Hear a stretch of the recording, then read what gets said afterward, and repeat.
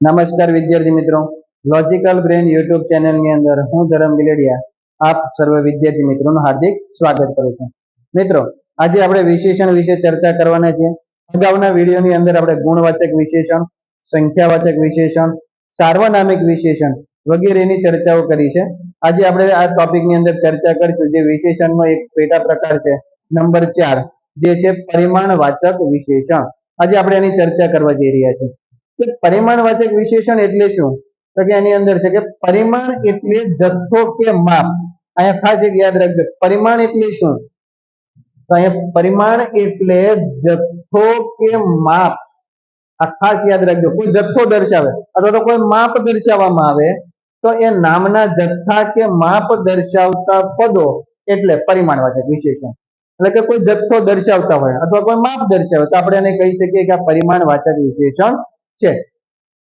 તો સિમ્પલ સાદું છે કે પરિમાણવાચક એટલે કયા? તો કે જો અહીંયા આપ્યું છે કે કોઈ એમ કે અડધી પળ, વિશાળ, અપાર, અપરંપાર, અનહદ, અસીમ, અસંખ્ય, ખૂબ, વિપુલ, ઘણું, અલ્પ, અતિ, અતિશય, અનેક, અધિક, જૂજ, જરાક, સહેજ, સર્વ, સમસ્ત, ભરપૂર, ભરચક, અઢળક વગેરે પરિમાણવાચક શબ્દો છે.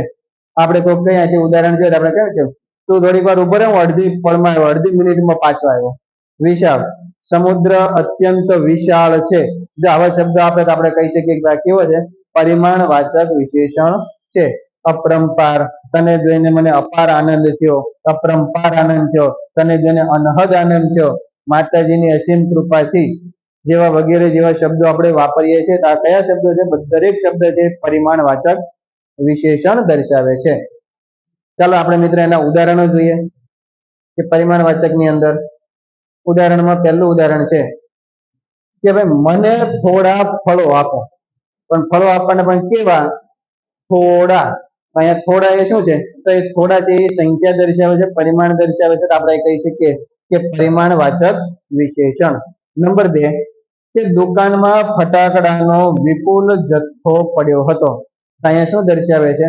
વિપુલ એ શબ્દ દ્વારા એ પરિમાણ સૂચવે છે.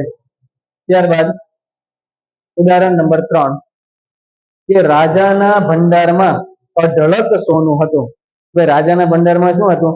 અઢળક જથ્થો દર્શાવે. જો અહીંયા વિપુલ એ જથ્થો દર્શાવે, થોડા જથ્થો દર્શાવે, અહીંયા અઢળક સોનું હતું. એટલે અહીંયા શું છે? દરેક વસ્તુ છે એ જથ્થો અથવા તો માપ દર્શાવે છે. એટલે માટે આપણે કહી શકીએ કે આ પરિમાણવાચક વિશેષણ છે.